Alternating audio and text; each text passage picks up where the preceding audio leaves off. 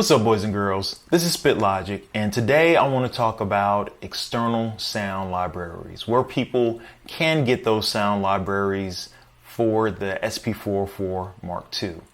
Today in particular, I want to focus on CremaSound. Who is CremaSound? They are a subdivision of CremaCafe. CremaCafe is very famous for a lot of accessories that they create specifically for the 404 series, the Mark II, even for the MPC1. I personally have purchased a few things from them. Most notably this case right here. I used the crap out of this case. It is probably one of the better investments that I've purchased as far as accessories for the SP404 Mark II. But I think it was maybe about 3 weeks ago I got an email from them, and they were offering CremaSound, and they had all these different sound packs as well as a project. Now, as part of this, promotional offer, they offered one soundtrack that was half off. So I went to the site, I downloaded it, and I want to kind of go over just how to go about when dealing with this sound pack in particular. Then we're going to review it, kind of go over it, and then we'll see if I can make a beat off of this project. Okay, so as you can see right here, I already have my handy dandy SD card installed right here where it says SP404 MK2. And what we'll do right now is just go to the website real quick. And right here, you can see already where CremaSound is. It's kind of categorized at the top.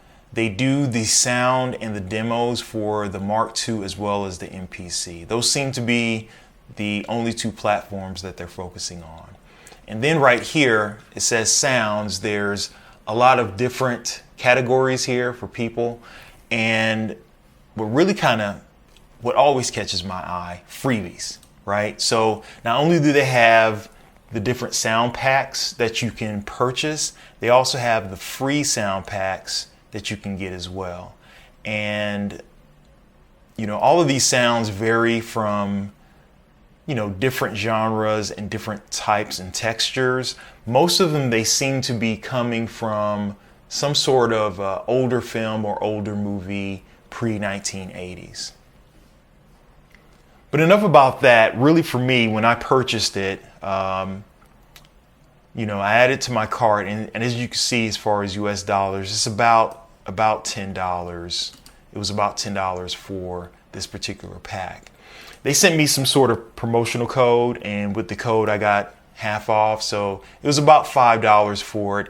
And then what happens, like most digital downloads, they'll send you the link via email or however you registered, and then you'll click that link and then download the pack. So for the purposes of this video, we'll just go straight to the download link. They're going to send it to you via email, and then you just click download now, and it will go to wherever your default download folder is.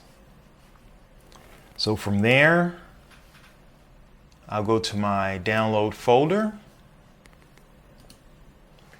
and you can see the folder right here, Forbidden Planet SP404 Mark II CremaSound. Now, you're not ready to put this in your SD card just yet. Do not do that just yet. If you just put this folder in, you won't be able to load the project from your SP404 Mark II. I'm assuming all of the projects that you download are in this format.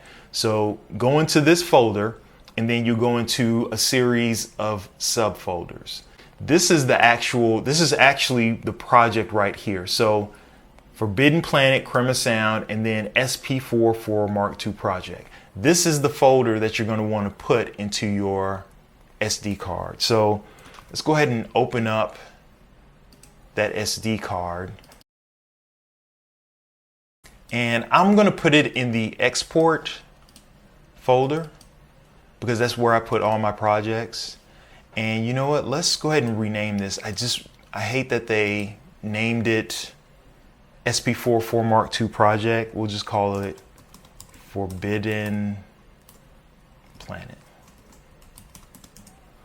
We'll just call it that. Copy, and then paste it right into my project folder. Okay, so I have it in my project folder right now. But in addition to that, when you click on this button with patterns preview, this is just going to show you what the patterns are going to sound like. This is kind of a preview of kind of the already established sounds that they've created. I'm not sure exactly why they did this. I guess so you can kind of demo it prior to you actually using it. But one thing to note, it looks like all of these banks are going to be filled with some sort of sound. So you have all of your banks filled with sounds, and you're going to have some patterns on there.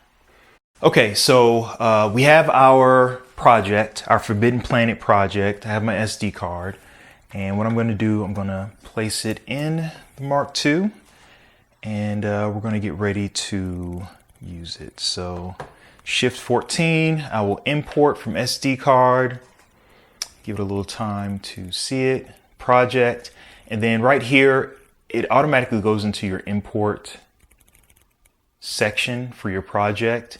If you just hit that roll button, it'll take you directly to the export folder. And there's the project, Forbidden Planet. Number 3 is my open bank, so I'll use that and put the project in there. All right, so then I'm also going to go to Shift and Subpad and then open project 3, which is my Forbidden Planet project. Okay, so I can see already right now, it looks like this one is, since it's green, this one is already on bus 2 for effects.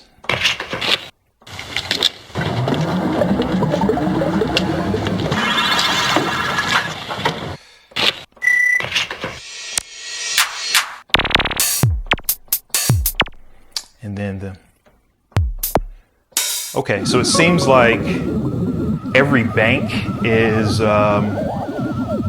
in some way supposed to be like a its own song or its own pattern of music, just based on really an interesting thing. And I guess maybe this is a SP4 thing, but in every one of these banks, the drums are on the bottom row.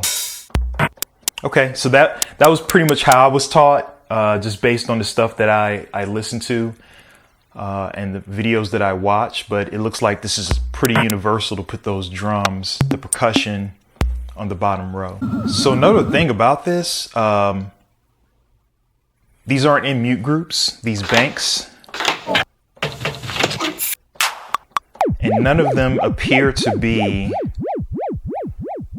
music or melody. They all seem to be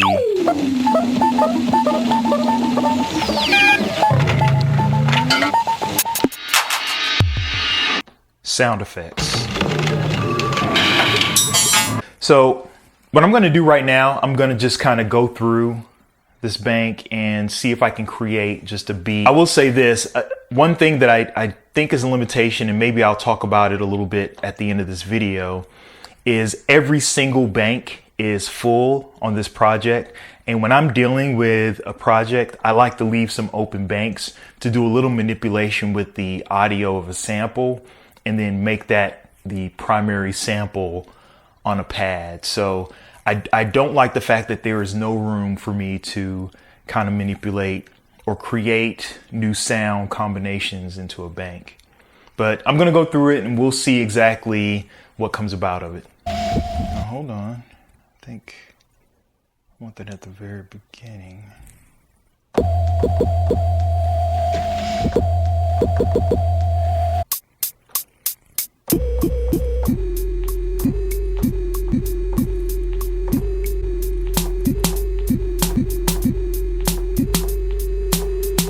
Let's go. It's actually a sound, right?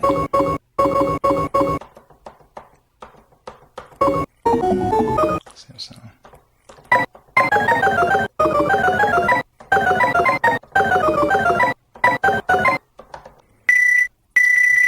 Use this one. 7. What's the sound reverse? Okay, so let me do some copying of this so I can make some variants of it.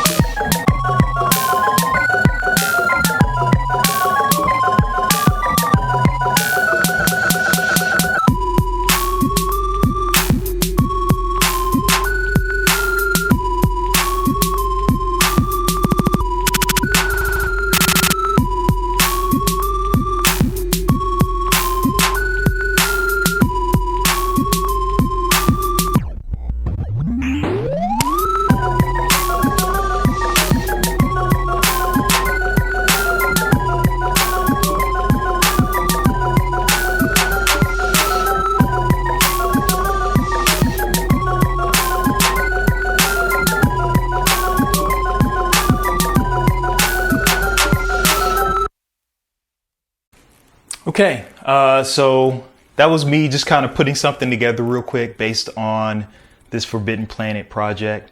I think overall it's not a bad project. It's not a bad product from CremaSound.